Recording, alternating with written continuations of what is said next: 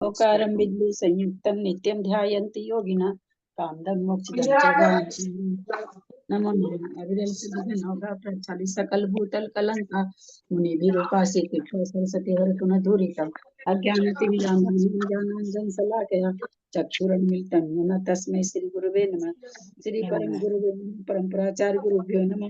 सकल कलुष विध्वंसकं श्रीशां परिवर्धकं धर्म संबंधकं भक्त जीव मन प्रतिबोधकारकं पुण्य प्रकाश पापनाशमिदं शास्त्रं श्री पद्म पुराण नामधेयम मूल ग्रंथ करता श्री सर्वज्ञ देवास्तुतर ग्रंथ करता श्री गंधर देवा प्रति गंधर देवा तेषां पचोंसार्थम आसाद्य श्रीमद रविसेनाचार्य विरचितमिदं शास्त्रं श्रोता सावधानतया शृण्वन्तु।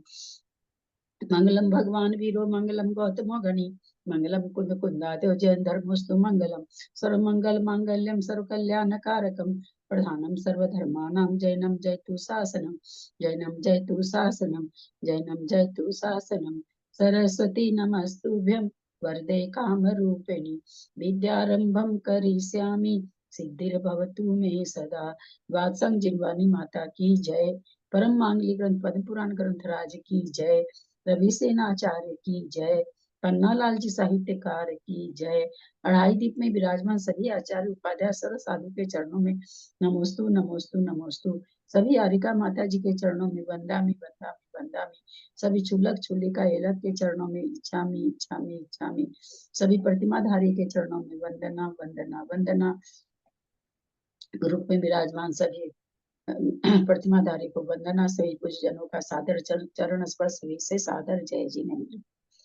हम लोग पद्म पुराण ग्रंथ राज पढ़ रहे हैं। दूसरा अधिकार चल रहा है। दूसरा अधिकार का 53 पर्व चलेगा।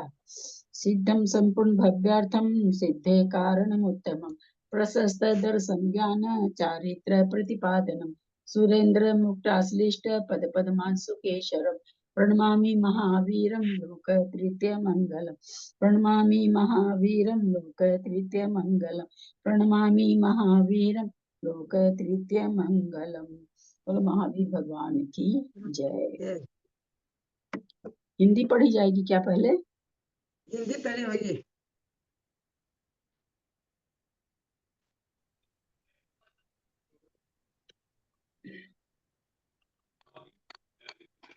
पढ़ी जिनको हिंदी पढ़ी थी मैं पढ़ूंगी। पढ़ लीजिए। 100 के बाद पढ़ू ना। हाँ।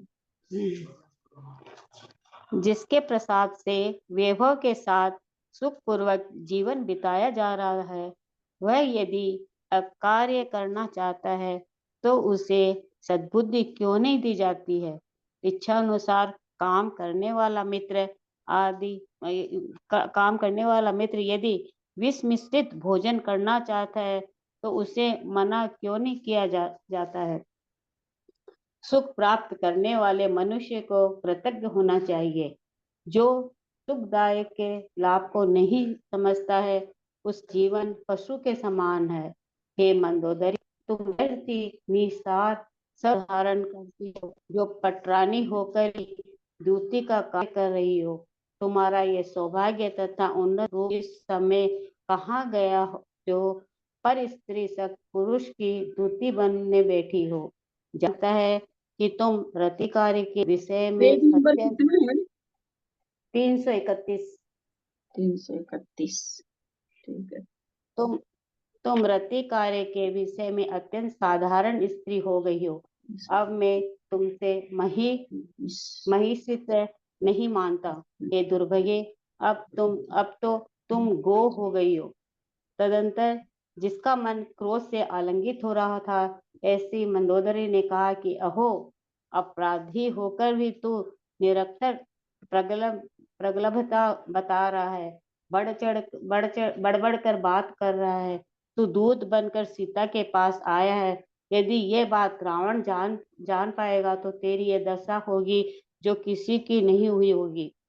जिसने देव योगी से चंद्रनखा के पति खरदूषण को मारा है, उसी के आगे कर ये क्षुद्र चेता सुग्रीव आदि रावण की दास्ता भूल एकत्रित हुए हो। सो यम के प्रेरे ये नीच कर ही क्या सकते हैं।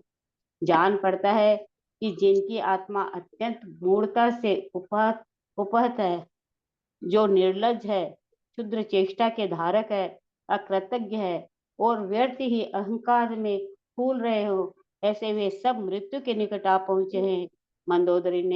मंदोदरी के इस प्रकार कहने पर सीता ने कुपित होकर कहा कि हे मंदोदरी, तो अत्यंत मूर्ख है, जो इस तरह व्यर्थ ही अपनी प्रशंसा कर रही है। सूरवीर तथा विद्वानों की गोष्ठी में जिनकी अत्यंत प्रशंसा होती है तथा जो अद्भुत पराक्रम के धारक है, ऐसे मेरे पति राम का नाम क्या तूने नहीं सुना है?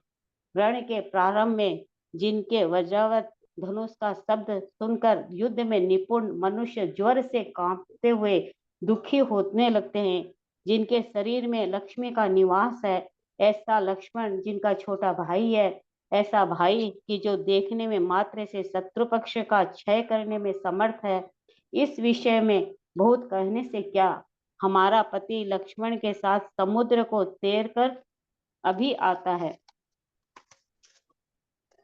तो कुछ ही दिनों में लोकोत्तर तेज के धारक मेरे पति के द्वारा अपने पति को युद्ध में मरा हुआ देखेगी। जो तू पाप में प्रीति रखने वाले पति की अनुकूलता को प्राप्त हुई है, सो इसके फल स्वरूप, ये क्या शब्द मिटा हुआ है क्या? वेधव्य को प्राप्त होगी और पति रहित होकर चिरकाल तक रोदन करेगी। इस प्रकार कठोर वचन कहने पर जो अत्यंत कोप को प्राप्त हो रही थी तथा जो कांपते हुए ओठ को धारण कर रही थी, ऐसी मंदोदरी परम शोक को प्राप्त हुई।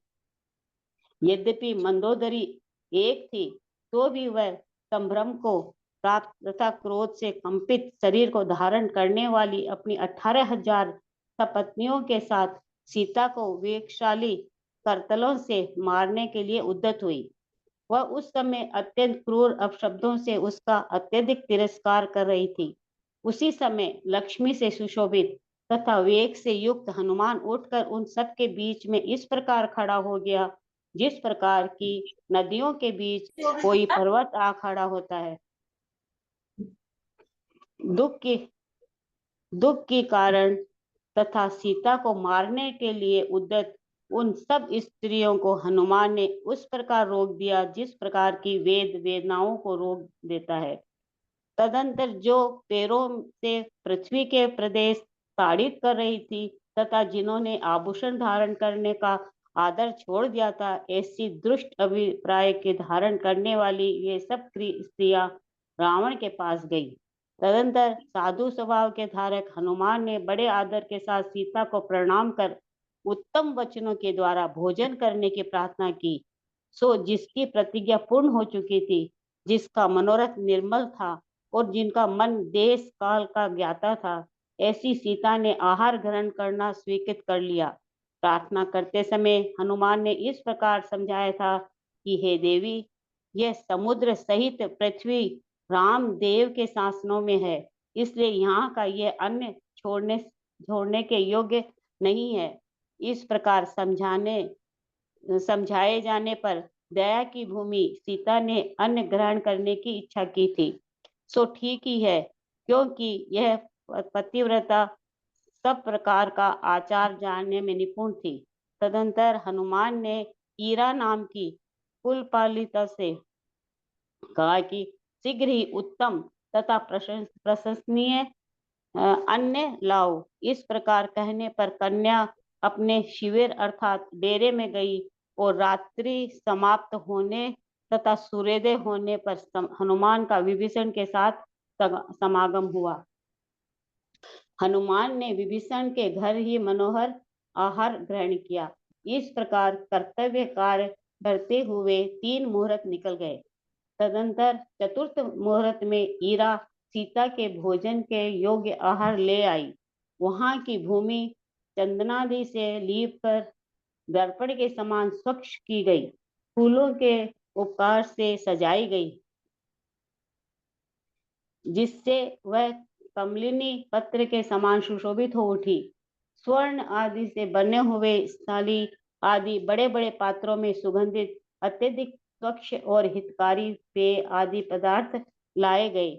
वहाँ कितनी ही थालियां दाल आदि से भरी हुई सुशोभित हो रही थी, कितनी ही कुंद के फूल के समान उज्जवल धान के भात से युक्त थी, कितनी ही थालियां रुचि बढ़ाने वाले सटरस के भोजन से परिपूर्ण थी, कितनी ही पतली तथा कितनी ही पिंड बंधने के योग्य व्यंजनों से युक्त थी, कितनी ही दुग्ध से निर्मित, कितनी ही दही से निर्मित पदार्थों से युक्त थी, कितनी ही चाटने के योग्य रबड़ी आदि से, कितनी ही मांस स्वादिष्ट भोजनों से तथा कितने ही भोजन के बाद सेवन करने योग्य पदार्थों से परिपूर्ण थी। इस प्रकार ईरा अपने परिजनों के साथ उत्तम आहार ले आई थी। सो हनुमान को आगे कर जिसके भाई का स्नेह उमड़ रहा था, ऐसी सीता ने हृदय में महाश्रद्धा धारण कर जिनेन्द्र भगवान को नमस्कार किया। जब तक पति का समाचार नहीं मिलेगा तब तक आहार नहीं लूंगी। यह जो नियम लिया था उसको बड़ी धीरता से समाप्त किया। अतिथियों के समागम का विचार किया, स्नानादि से शरीर को पवित्र किया। तदंतर अभिराम मनोहर राम को हृदय में धारण कर उस पतिव्रता ने जिस दिन के समय साधु जनों के द्वारा प्रशंसित उत्तम आहार ग्रहण किया, तो ठीक ही है, क्योंकि जो सूर्य के किरणों से प्रकाशित है, अतिशय पवित्र है, मनोहर है, पुण्य को बढ़ाने वाला है, आरोग्यदायक है और दिन में ही ग्रहण किया जाता है, ऐसा भोजन प्रशंसनीय माना गया है। तदंतर भोजन करने के बाद जब सीता कुछ विश्राम को प्राप्त हो चुकी, तब हनुमान ने आकर उससे पुनः इस प्रकार निवेदन किया कि हे देवी, हे पवित्रे, हे गुणभूषणे, मेरे कंधे पर चढ़ो, मैं समुद्र को लांग कर अभी क्षण भर में आपको ले चलूंगा। तुम वैभव से युक्त एवं तुम्हारे ध्यान में तत्पर रहने वाले राम के दर्शन करो तथा प्रेमी जन मित्रगण आप दोनों के समागम से अत्यंत होने वाले हर्ष को अनुभव करें। तदंतर सब स्थितियों का यथा योग विचार करने वाली एवं आदर से संयुक्त सीता ने हाथ जोड़कर रोती हुई ये कहा कि स्वामी की आज्ञा के बिना मेरा जाना योग्य नहीं है। इस अवस्था में पड़ी हुई मैं उन्हें क्या उत्तर दूंगी। इस समय लोग मृत्यु के बिना मेरे शुद्धि का प्रत्यय नहीं करेंगे, इसलिए प्राणनाथ ही आकर मेरे कार्य को योग्य जानेंगे। हे भाई, जब तक रावण की ओर से कोई उपद्रव नहीं होता, जब तक कि तू शीघ्र ही यहाँ से चला जा, यहाँ क्षण भर भी विलंब मत कर। तू हाथ जोड़ मस्तक से लगा इस परिचायक कथानकों के साथ साथ मेरे वचनों में प्राणनाथ से अच्छी तरह कहना कि हे देव, उस वन में एक दिन तवन करते हुए आपने मेरे साथ बड़ी भक्ति से आकाशगामी मुनियों की वंदना की थी। हो गया ना 50 हो गया। हाँ। संस्कृत में पढ़ूं दीदी? पढ़िए। सुखम प्रसादतो यस्य जीव्यते विभवान्वितः अकार्ये वाञ्छतस्तया तस्य दीयते न मतिः कथम् आहारं भोक्तुं कामस्य विज्ञातं विषमिश्रितं मित्रस्य कृतकामस्य कथं न प्रतिषिध्यते भवितव्यं कृतज्ञेन जनेन सुखमीयुषा वेति स्वार्थन यस्तस्य जीवितं पशुना समं मंदोदरी परम गर्भं निस्सारं वहसे सुधा मुधा यदग्र महिषी भूत्वा दूतित्वमसि संश्रिता कयातं यातं धुना तते सौभाग्यं रूपमुन्नतम् अन्य स्त्रीगत चित्तस्य दूतिस्त्वं संश्रितासि यत् प्राकृता परमासा त्वं वर्तसे रविवस्तुनि महिश्वेतं न मन्येऽहं जाता गोरसी दुर्भगे मंदोदरी तथोवचत् कोपालिंगित मानसा अहो तव सदोषस्य प्रगलभ्यत्वं निरर्थकं दूतस्त्वेना गतं सीतां यदि त्वां वेत्ति रावणः भवेत् प्रकरणं तते जातं यन्नेव कस्यचित् नेवेन्दुन् खानायो देवयोगेन मारितः पुरस्कृत्य तमेवास्य कथं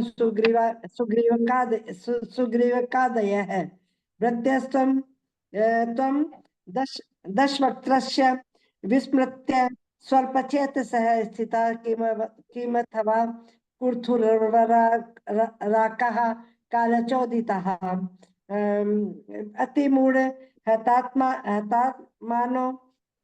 हतात्मानो निर्लजः शूद्रवृत्तयः अकृतज्ञा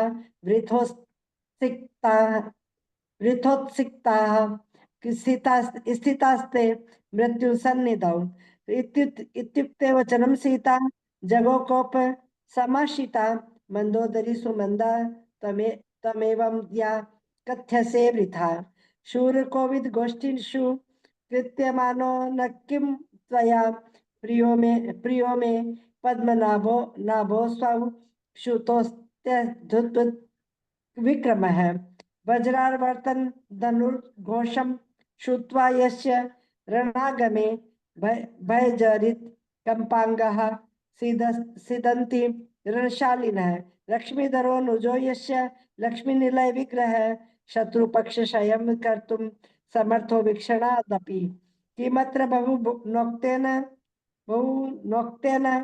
समुत्तीर्य महानवं पतिरेष समायाति लक्ष्मणेन समन्वितः पश्चात्मीयं पतिं युद्धे स्वल्पकैरेव वासरे नियतमं नाथेन जगत् उत्कट तेजसा एषा गन्तांसि वेद्धव्यं क्रन्दस्यैषा चिरोज्झिता या त्वं पापरतेर्मृतुर्नुकूलतमागता मये दैत्या मजा तीव्रमेव मुक्ताति कोपगा परमं शोभे मायाता कंपमाना धरा एका नाना सपत्नीनां सहस्रे संभ्रम स्पृशाम अष्टादश विरत्युग्रे कोपकंपित मूर्तिभिः समं करतलेरन्तु मुद्यता वेगधारिभिः निर्भत्सन् मतिर्कुरेराक्रोशेः कुर्वती वृषम् श्रीमांस्ता वन्मपुत्रः समुत्थाय जवान्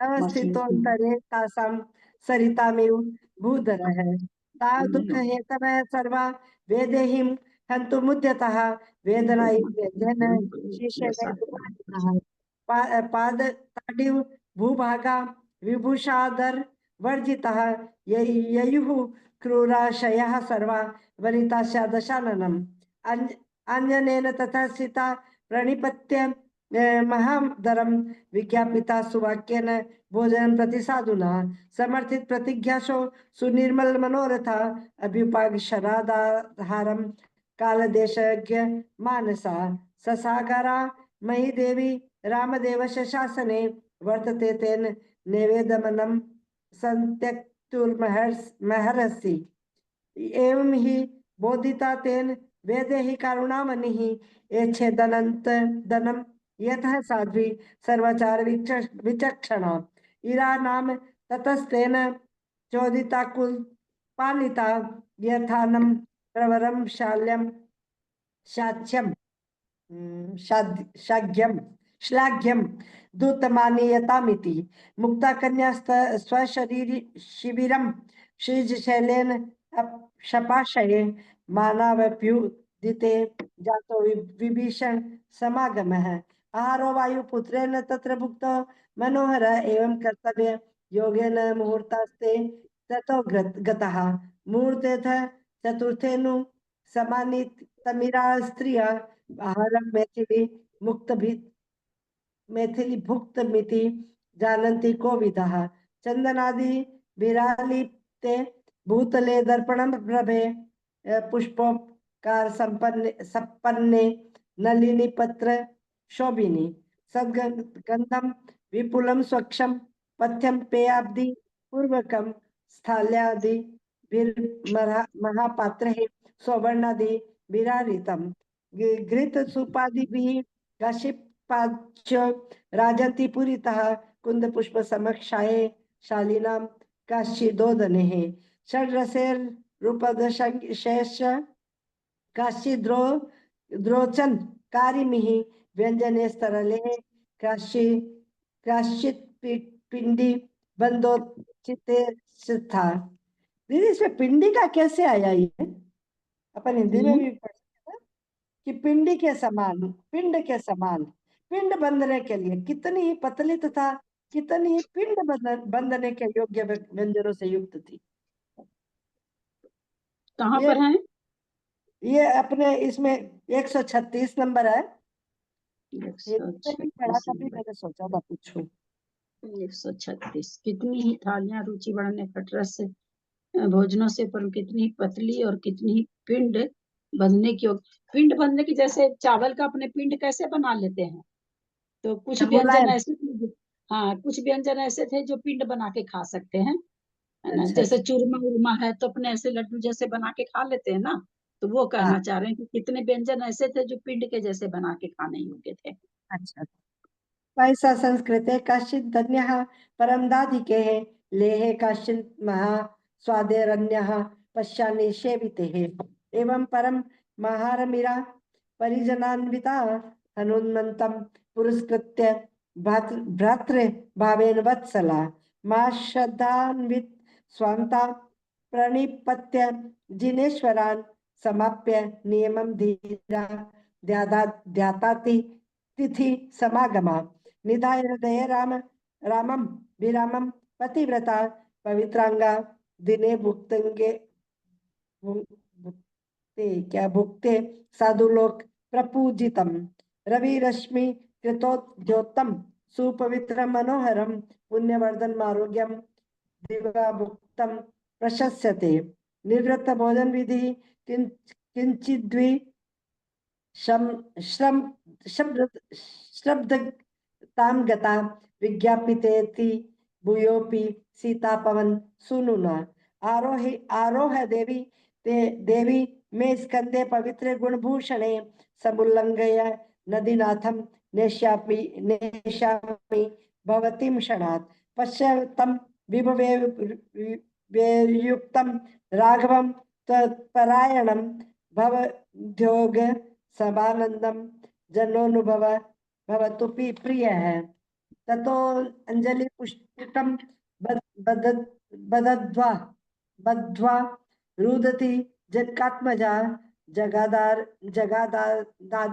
संयुक्ता विचिन्तयत् तथा स्थिति अंतरेण प्रमोराज्ञां गमनं मेन युच्यते इत्यवस्थां गता दासे तस्मै किमः मुत्तरम् मत्य प्रत्येति नाधुना लोकः शुद्धिं नियमे मृत्युना विना नाथैव ततः कृत्यं मम ज्ञास्यति साम्प्रतम् यावनोपद्रवः कश्चित् जायते दश वक्त्रकात् तावद् व्रज दूतं भ्रातर्नलिम्बन् मिह क्षणम् तत्त्वया मद्वयचनाद् वाच्य सम्यक् प्राणमहेश्वर अभिनानेरिमेर्मुग्निं विनिधाय करकुण्डलम् तस्मिन् देव मया सार्धं मुनयो व्योमचारिणः वन्दिताः परमं भक्त्या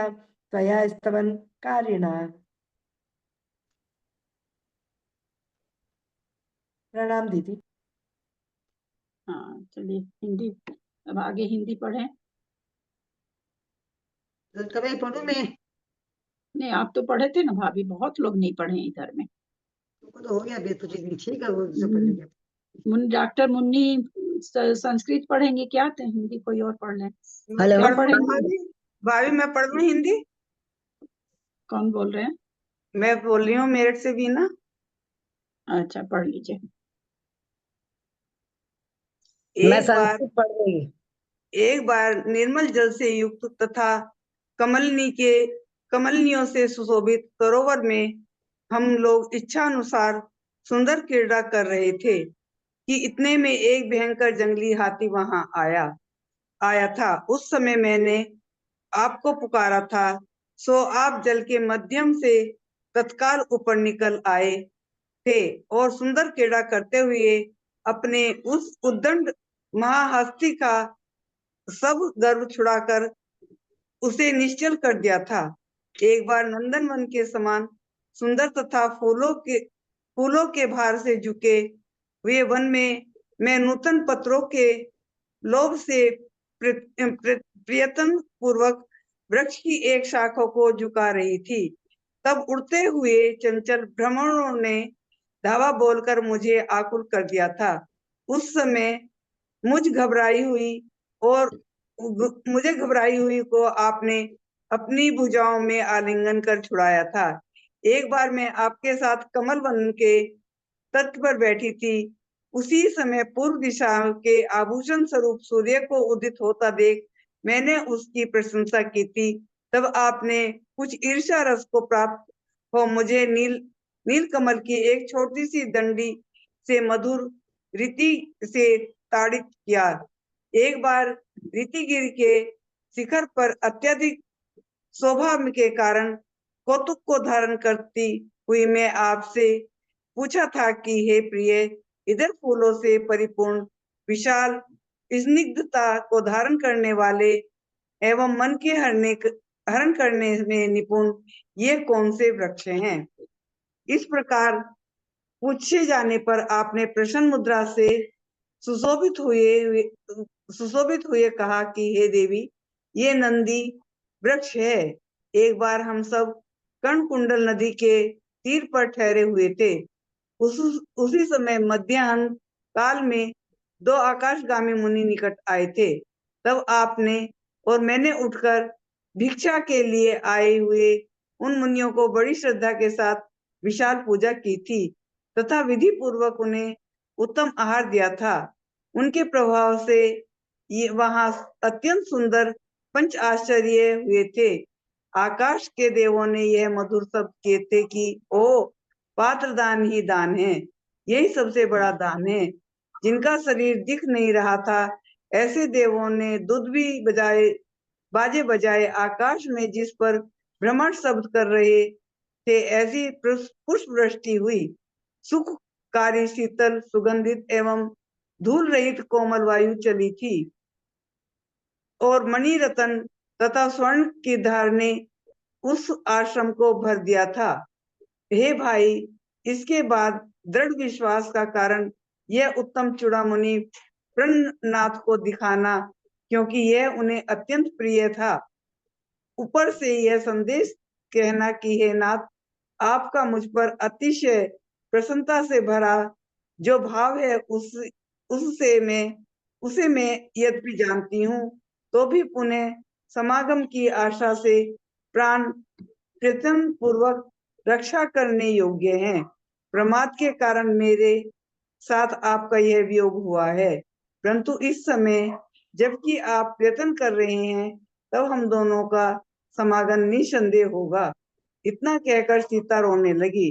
तदंतर ये प्रयत्न पूर्वक सांत्वना देकर और जैसे आज्ञा हो यह कहकर हनुमान सीता के उस स्थान से बाहर निकल आया। उस समय जिसका शरीर अशक्त हो रहा था ऐसी सीता ने अंगूठी को अपने हाथ में पहनकर ऐसा माना था मानो मन को आनंद देने वाला पति का समागम ही प्राप्त हुआ हो। तदंतर चूड़ामणि क्या चीज होती है? उत्तम चूड़ामणि प्राणनाथ को दिखाना। बाजूबंद को शायद कहते हैं। अच्छा, भाभी हाँ? चूड़ामणि तो सिर में लगाने का होता है ना, पहले सिर में लगाते थे, चूड़ामणि सिर का होता है। क्या होता है? सिर में लगाने का कुछ होता है जैसे मैं फूल से लगाते थे पहले, सिर में अच्छा चूड़ामणि, फूल लगाते, सिर का, हाँ अच्छा फूल के जैसे, हाँ फूल हाँ, के सिर जैसे पे, चूड़ामणि लगती थी, हाँ हाँ हाँ सिर पे। ठीक बोल रहे हैं, सिर पे लगाने का होता है, हाँ मतलब एक ऑर्नामेंट है। हाँ हाँ ऑर्नामेंट है, हाँ तदनंतर उस उद्यान में भयभीत मृगों के समान नेत्रों को धारण करने वाली जो स्त्रियां थी, वे हनुमान को देख मंद मुस्कान और आश्चर्य से युक्त होकर परस्पर इस प्रकार वार्तालाप करने लगी कि ओहो, इस फूलों के पर्वत के ऊपर यह कोई श्रेष्ठ पुरुष अवतीर्ण हुआ है। सो क्या यह शरीरधारी कामदेव है, अथवा पर्वत की शोभा देखने के लिए कोई देव आया है। उन स्त्रियों में काम से आकुल होकर कोई स्त्री सिर पर माला रखकर किन्नरों के समान मधुर स्वर में वीणा बजाने लगी। कोई चंद्रमुखी बाएं हाथ से दर्पण रख उसमें हनुमान का प्रतिबिंब देखने की इच्छा करती हुई अन्यथा चित्त हो गई। कोई स्त्री कुछ कुछ पहचान कर यह विचार करने लगी कि जिसे द्वार पर सम्मान प्राप्त नहीं हुआ, ऐसा यह हनुमान यहाँ कहाँ आ गया। इस प्रकार वन में स्थित उत्तम स्त्रियों को संभ्रांत चित कर हार हार माला तथा उत्तम वस्त्रों को धारण करने वाला एवं अग्नि कुमार के समान देदीप्यमान हनुमान अपनी स्वभाव सुंदर चाल से किसी स्थान की ओर जा रहा था कि रावण ने यह सब समाचार सुना। सुनते ही जिसका चित आग बबूला हो गया था तथा जो निरपेक्ष भाव को प्राप्त हो चुका था, सब प्रकार का स्नेह बुला चुका था, ऐसे रावण ने उसी समय अपने सूरवीर प्रधान की किंकरों को आज्ञा दी कि तुम लोगों को विचार करने के प्रयोजन नहीं। पुष्प उद्यान में जो पुरुष बाहर निकला है वह कोई द्रोही है, उसे शीघ्र ही आयु का अंत कराया जाए, मारा जाए। तदंतर किन्नर आकर आश्चर्य को प्राप्त हो इस प्रकार विचार करने लगी कि क्या यह इंद्र को जीतने वाला कोई राजा है, या सूर्य है, अथवा स्वर्ण नक्षत्र है, अथवा कुछ भी हो, चलकर देखते हैं। इस प्रकार कहकर उन्होंने सब और आवाज लगाई कि हे उद्यान के समस्त रक्षकों, सुनो, तुम लोग निश्चिंत होकर क्यों बैठे हो। हमने उद्यान के बाहर चर्चा सुनी है कि कोई इस दुष्ट विद्याधर आनी अपनी उद्दंडता से उद्यान में प्रविष्ट हुआ है। सो ये क्या बात है, उस दुर्विनता को शीघ्र ही मारा जाए अथवा पकड़ा जाए। रावण के प्रधान किंकरों की बात सुनकर उद्यान के किंकरों ने दौड़ो, कौन है वह, यही कहीं होगा, यह किसका कौन है, उसने उसके समान कौन कहा, इस प्रकार का हल्ला मचाया। उन किंकरों के कोई धनुष के लिए हुए थे, कोई शक्ति धारण कर रहे थे, चार कोई गदा के धारक थे, कोई तलवार से युक्त थे, कोई भाले संभाले हुए थे, और कोई झुंड के झुंड बनाकर बहुत संख्या में आ रहे थे। उन सबको देख हनुमान ने मन में कुछ संभ्रम उत्पन्न हुआ, परंतु वह तो सिंह के समान पराक्रमी था। उसके रतन में बानर जैसी क्रांति से आकाश को दैदीप्यमान कर दिया। तदंतर आकुलता से रहित एवं लटकते हुए लटकते हुए लंबे वस्त्रों को धारण करने वाला हनुमान जब उद्यान के उस प्रदेश के नीचे उतरा था, जब किंकरों ने उसे देखा, उस समय क्रोध के कारण हनुमान की क्रांति उद्दित होते हुए सूर्यमंडल के समान देदीप्यमान हो रही थी तथा वह अपना होठ चबा रहा था। उसे देखकर किंकरों के झुंड भाग खड़े हुए। तदंतर में जो किंकरों के प्रधान क्रूप एवं प्रसिद्ध दूसरे किंकरों थे, उन्होंने इधर उधर भागते हुए किंकरों के दल को इकट्ठा किया। तदंतर में जिसके हाथ में शक्ति तोमर चक्र खड़ खड़ग गदा और धनुष थे। ऐसे उन किंकरों ने चिल्लाकर सब ओर से हनुमान को घेर लिया। वे किंकर इतनी अधिक भीड़ इकट्ठी कर विद्यमान थे कि उनके कारण सूर्य का प्रकाश भी अदृश्य हो रहा था। तदनंतर जिस प्रकार ज्येष्ठ मास की वायु भूसा उड़ाती है, उसी प्रकार वे अत्यधिक शस्त्र छोड़ने लगे। धीर शिरोमणि पवन पुत्र हनुमान यद्यपि शस्त्र रहित तथा, परंतु तो भी उसने बड़े बड़े वृक्षों को शिलाओं के समूह उखाड़ उखाड़ कर फेंके।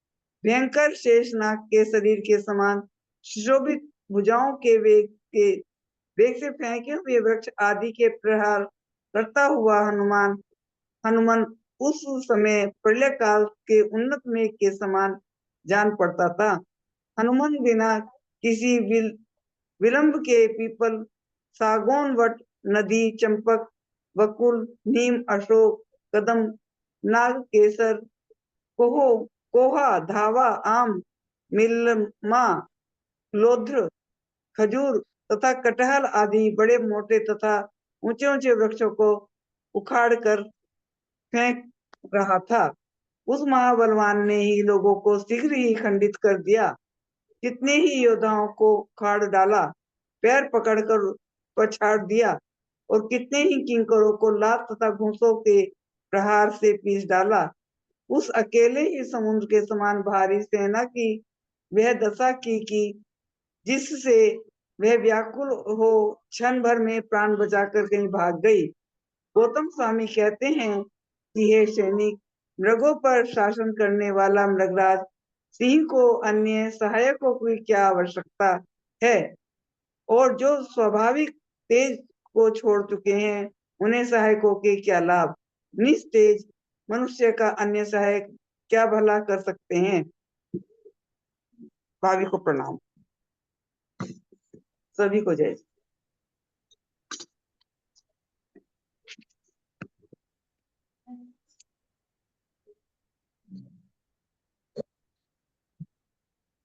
दो सौ हो गए। हाँ, पढ़िए मुन्नी जी। सभी को सादर जय जिनेन्द्र। और 151 से गाथा पढ़ रही हूँ संस्कृत की। विभ्लाम्बसी पद्मिन्या निद्रामुक्षोभिते सरसी क्रीडताम स्वेच्छम अस्माकम अति सुंदरम आरण्यकः तदा हस्ति समायातो भयंकर ततो मया समाहुतस्वत मुन्मग्नो जलांतरात उद्यामा असौ महानगराश क्रीडनकारिणा समस्तं त्याजितो दर्प भवता निश्चलीकृत है। आसिच नंदन अच्छाये वने पुष्प पर मरानते शाखाम पल्लव लोभेन नमयंती प्रयासिनी भ्रमद अभिश्चंचलै भृंगरै विभूता संस्प्रभा भ्रमा भुजाभ्याम भवत अश्लिष्य जनिता कुलतोजिता उद्यत तन्मयदा भानु माहेन्द्र दिग्विभूषणम अहम अम्बोज षडस्य त्वया सह तटे स्थिता असंशिषम ततः किंचिद ईर्ष्यारसमुपेयुषा बालेन उत्पलनालेन मधुरम ताड़िता त्वया अन्यदा रतिशैलस्य प्राग्भारस्य मया प्रिय पृष्ठस्त्वमिति विभ्रतया कौतुकं परशोभया एतस्मिन् कुसुमयि पूर्णा विपुला स्निग्धताजुषः किं नामानो द्रुमा नाथ मनोहरण कोविदा ततस्वेति पृष्ठेन प्रसन्न मुखशोभिना आख्याताम् इति तद् देव्यते यथा नन्दिद्रुमा इति कर्णकुण्डलन नाद्यस्य स्थितास्ते तीरे वयं यदा तदा सम्निहितौ जातौ मध्येन व्योमगौ मुनिः त्वया मया च भिक्षार्थ तयोस्ततः अभ्युत्थाय महाश्राद्धं रचितं पूजनं महत् अन्नं च परमं ताभ्यां दत्तं विधि समन्वितं पंचचातिशया जातास्तत्प्रभावेन सुन्दराः पात्रदान महोदानं महादानमिति ध्वनि अंतरिक्षे अमृश्चक्रै साधु सम्यक् ध्वनिश्रुतः अदृष्टतनुभिर्देवर्दुन्दुभिः सध्वनिकृतः पपात गगनात् वृष्टि कौसुमी भृङ्गनादिता सुखशीतो ववौ वायुः सुगन्धिः निर्जहुर्मृदु मणिरत्नसुवर्णाङ्गा धाराश्रमं पूरयत् चूड़ामणि इमं चौद्धं दृढप्रत्ययकारणं दर्शयिष्यसि नाथाय अत्यन्तमयं प्रिय जानामि नाथ ते भावं प्रसादीन मलं मयि तथापि यत्नतः प्राणः पाल्याः संगम नाशया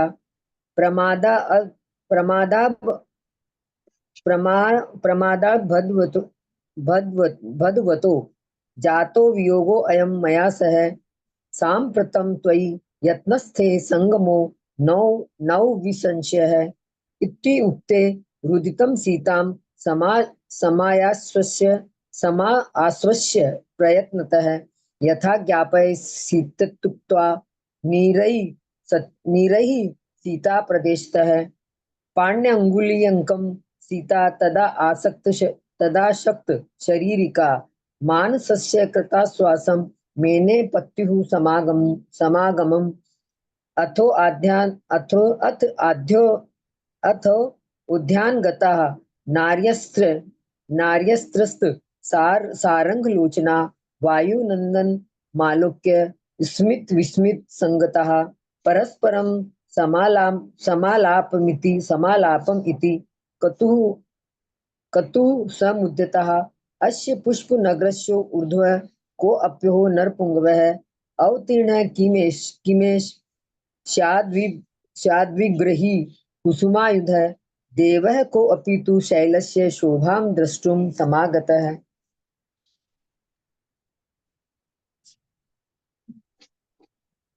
तासामाकुलिका काश्चिन्नदया शीर्षि सृजम्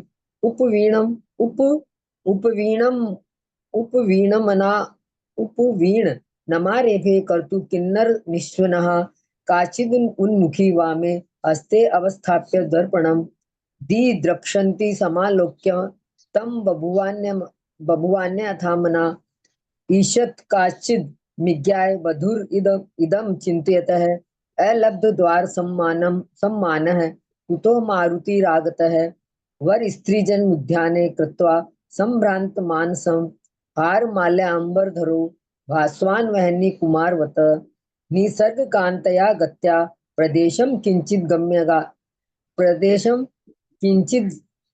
अभ्यगात् तथा विदां च तां वार्ताम् अशृणोत् द्राक्षसाधिप क्रोध संस्पृष्ट चित्तेन निरपेक्षत्वमीयुषा तावदाज्ञापिताः शूरा रावणेनो अग्रकिंकराः विचारेण न वह कृत्यं पुष्पोद्यानान्निर्वेति यः मद्रोही को अप्ययं क्षिप्रं नियताम् अन्त आयुषः अमी ततः समागत्य दद्युर्विस्मयागताः किमिन्द्र जिन्नरेशः स्याद् भास्करः श्रवणो अथवा पश्यामस्त्वाय वदित्युक्त्वा तैरित्युक्तं समन्ततः भो शृणुत निःशेषा उद्यानस्याभिरक्षिका किं तिष्ठतः सुविश्रब्धा किंकराः कृतिक्तां श्रिताः किमिति श्रुतमस्माभिः कथ्यमानम् इदं बहिः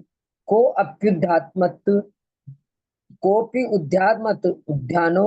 उद्यानं प्रविष्टो दुष्टखेचरः स क्षिप्रं मार्यतामेष गृह्यतां दुर्विनीतकः धावध्वमसौ को असौ सोऽयमेव यतः कुतः कस्य कस्त आदृशः क्वेति किंकरध्वनिरुद्गतः ततः कामुर्किकान् दृष्ट्वा शाक्तिकान् गदिकांश्चितान् खड्गिकान् कौन्तिकान् बद्धसंगता नायतो बहून् किंचित सम्भ्रांत धीवारवती मृगाधीप पराक्रमः रत्नशाखा मृगच्छाया समुद्दीपित पुष्करः अवरोहं स्तुतो देशातैर्दृश्यत किंकरै आकुलत्व विनिर्मुक्तः प्रलमं बिभ्रद्वंबरम् ततस्तः मुद्यादित्य मंडल प्रतिमत्ति स्वयं प्रदष्टा धर्मालोक्य विशीर्णा किंकरा गणाः ततः किला परैः क्रूरैः प्रख्यातैः किंकराधिपैः तस्किंकर वलम गच्छति ततश्च तश्च धारिता शक्ति तोमर चक्रादि चक्रा सिगदा कामार मुख पाणयः सर्वतो वास्त्रणनेतं मुखरा किंकरास्ततः मुमुचुश्च घनं शस्त्रं ज्येष्ठवाता यथा वसुम् मास्कोरोध्यत परम संगात वर्तिनः उत्पाट्य वायुपुत्रोऽपि निःशस्त्रो धीरपुंगवः संघातं तुंगवृक्षाणां शीलानां वारमक्षिपतः भीममोगिमः उद्भोग भास्वद भुजज वेरितै पादपादिभिराहि सन् कालमेघ इव नतः अश्वत्थान सालन्य ग्रोधान मिदचम चंपक केसरान नीपाशोक कदम्बाश्च पुन्नागानर्जुनान धवान आम्रा कालंगुग्रा स्थवीयसः विशालान पंसाधाश्च चिक्षेपी क्षेपवर्जितः वमंज त्वरितं कांश्चित् परानुद्मूलयतः मुष्टिपाद प्रहारेण विशेषान्यान् महाबलः आकुपार समं तेन सैन्यम एकेन तत्कृतं समाकुलं गतं प्रापि क्षणेन प्रियजीवितं सहायै मृगराजस्य पूर्वतो मृगशासनं कियद्भिर्परैकृत्यं त्यक्त्वा सत्वं सहोद्भवम्। इति समाप्त। 200 दाता हुई देवी। क्या पढ़ना है और आगे की मंगलाचरण करें? जिनवानी स्तुति 50 हुआ, 750 हुआ।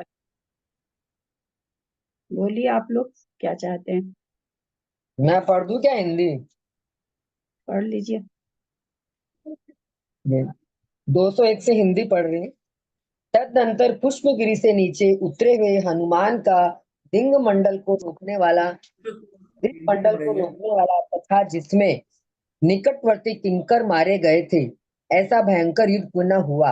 उस समय हनुमान के प्रहार से जो चूर चूर किए गए थे, ऐसे सभा वापिका विमान तथा बाग बगीचे से सुशोभित मकानों में केवल भूमि ही शेष रह गई थी। उसके पैदल चलने के मार्गों में जो बाग बगीचे तथा महल थे, उन सबको उसने नष्ट कर दिया था, जिससे वे लंबे चौड़े मार्ग सूखे समुद्र के समान हो गए थे, जहां अनेक ऊंची ऊंची दुकानों की पंक्तियां तोड़कर गिरा दी गई थी तथा अनेक किंकर मारकर गिरा दिए गए थे। ऐसे राजमार्ग भी महायुद्ध की भूमि के समान हो गया था। गिरते हुए ऊंचे ऊंचे तोरणों और कांपती हुई ध्वजाओं की पंक्ति से उस समय आकाश ऐसा जान पड़ता था। बंद करके पढ़िए, आवाज क्लियर है। आवाज क्लियर नहीं आ रही है, वीडियो बंद करके पढ़िए। अच्छा, नेट वीक है आपका। उत्पात के कारण उससे वज्र गिर ही रहा हो। जंगाओं के वेग से उड़ती हुई रंग बिरंगी धूलियों से ऐसा जान पड़ता था मानो आकाश में हजारों इंद्रधनुषी बनाए गए हो। चरणों के प्रहार से विदीर्ण हुई भूमि में महल रूपी पर्वत नीचे को धंस रहे थे, जिससे ऐसा भारी शब्द हो रहा था मानो वे महल रूपी पर्वत पाताल में ही धंसे जा रहे हो। वह किसी किंकर को दृष्टि से मार रहा था, किसी को हाथ से पीस रहा था, किसी को पैर से पीट रहा था, किसी को वक्षस्थल से मार रहा था, किसी को कंधे से नष्ट कर रहा था और किसी को वायु से ही उड़ा रहा था। आते ही के साथ गिरने वाले हजारों किंकरों के समूह से वह लंबा चौड़ा मार्ग ऐसा हो गया था मानो उसमें पूर ही आ गया हो। कहीं नागरिक जनों का हा ही आदि का गंभीर शब्द उठ रहा था, तो कहीं रत्नमयी तो कहीं रत्नमय शिखरों के टूटने के कण कण शब्द हो रहा था। जब हनुमान ऊपर को छलांग बढ़ता था, तब उसके वेग से बड़ी बड़ी ध्वजाएं खींची चली जाती थी, जिससे वे ऐसी जान पड़ती थी मानो घंटा का शब्द करती हुई क्रोध से उसके पीछे ही उड़ी जा रही हो। बड़े बड़े हाथी खंबे उखाड़कर इधर उधर घूमने लगे और घोड़े वायुमंडल से उड़ते हुए पत्तों की तुल्यता को प्राप्त हो गए। वापिकाएं नीचे से फूटकर बह गईं, जिससे उनमें कीचड़ मात्र ही शेष रह गया तथा संपूर्ण लंका चक्र पर चढ़ी हुई के समान व्याकुल हो उठी, जिसमें राक्षस रूपी मीन मारे गए थे।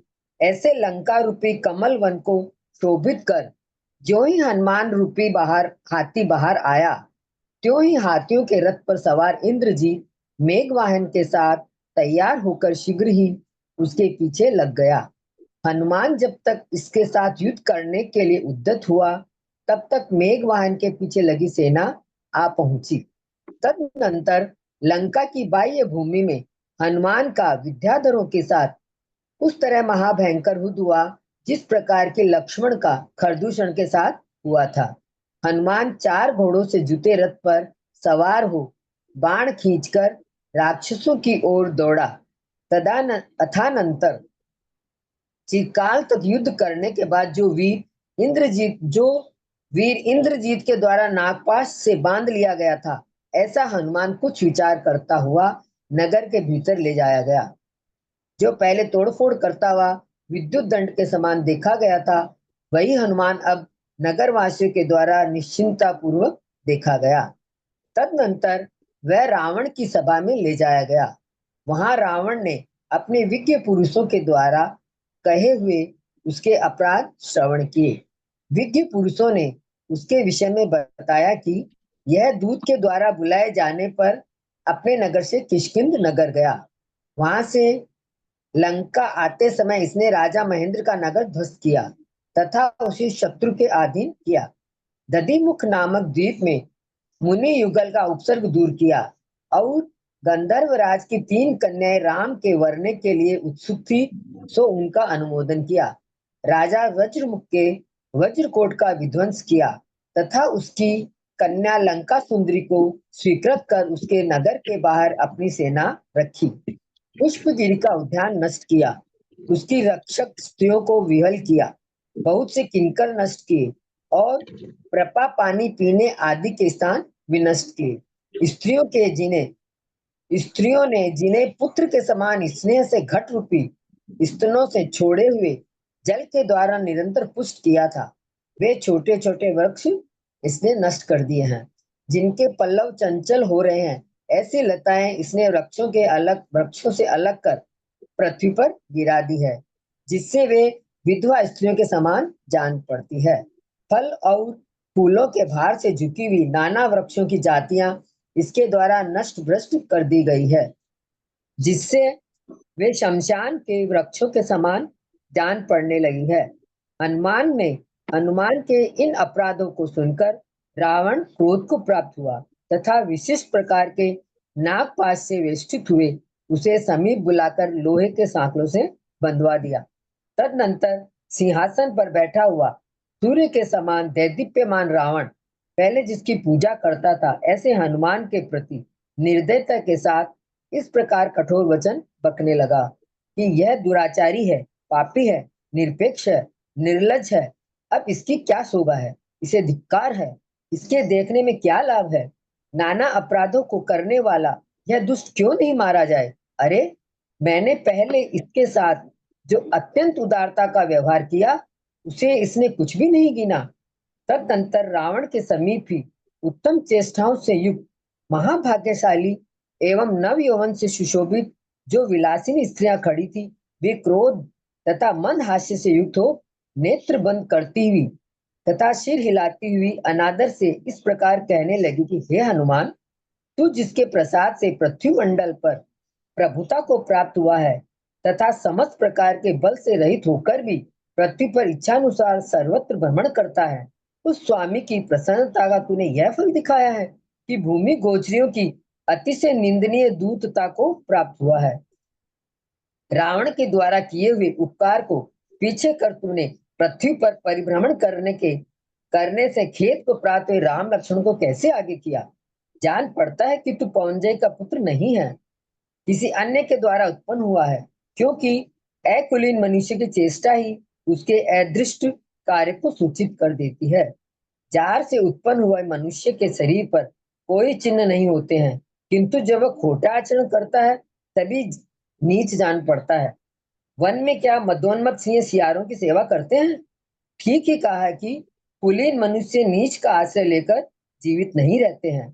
तो यद्यपि पहले अनेक बार आया, फिर भी सर्वस्व के द्वारा पूज्य रहा, परंतु अब के बार बहुत काल बाद आया और राजद्रोही बनकर आया, अतः निग्रह करने योग्य है। इन वचनों से हनुमान को क्रोध आया गया, जिससे वह हंसकर बोला कि कौन जानता है पुण्य के बिना विधाता का निग्राह्य दंड देने योग्य कौन है।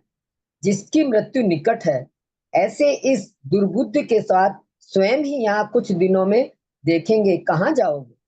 प्रचंड बल का धारी लक्ष्मण राम के साथ आ रहा है, सो जिस प्रकार पर्वत मेघ को नहीं रोक सकते, उसी प्रकार राजा उसे नहीं रोक सकते हैं।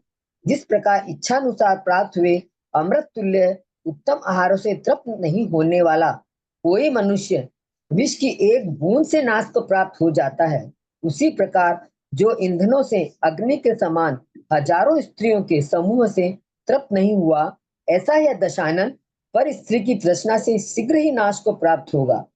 जिससे जो शुभ अशुभ वृद्धि प्राप्त की है, उसे इंद्र के समान पुरुष भी अन्यथा करने के लिए समर्थ नहीं है। दुर्बुद्धि मनुष्य के लिए सैकड़ों प्रिय वचनों के द्वारा हित का उपदेश व्यर्थ ही दिया जाता है। जान पड़ता है कि इसकी यह होनहार निश्चित ही है, अतः वह अपने होनहार से ही नष्ट होता है। विनाश का अवसर प्राप्त होने पर जीव की बुद्धि भी नष्ट हो जाती है, सो ठीक ही है, क्योंकि भवितव्यता के द्वारा प्रेरित हुआ यह जीव कर्मोदय के अनुसार चेष्टा करता है। जिस प्रकार कोई प्रमादी मनुष्य विष मिश्रित सुगंधित मधुर दुग्ध पीकर विनाश को प्राप्त होता है, उसी प्रकार हे रावण, तू पर स्त्री सुख का लोभी हुआ बिना कुछ कहे ही शीघ्र ही विनाश को प्राप्त होगा। 250 पूरा हो। चलिए स्तुति करिए, 8 भी बज गया। एतक्षण मात्रा पदवाक्यहीनं मया प्रमादादि किंचनोक्तं तन्मे क्षमित्वा विदधातु देवी सरस्वती केवल बोधलब्धि बोधि समाधि परिणाम शुद्धि स्वात्मोपलब्धि शिव सौख्य सिद्धि चिंतामणि चिंतित वस्तु दाने तम वंदमानस्य ममास्तु देवी जवानी के ज्ञान ते सुझे लोकालोक शोभानी मस्तक चढ़ो सदा दे तुम दो हे जिनवानी भारती तो ही जपू दिन रहन जो तेरा शरणा गहे सो पावे सुख चैन देव भजू अरहंत को गुरु से हो निर्ग्रंथ दया धर्म पालू सदा यही मोक्ष का पद गासम जिनवानी माता की जय। 9 बार नमोकार।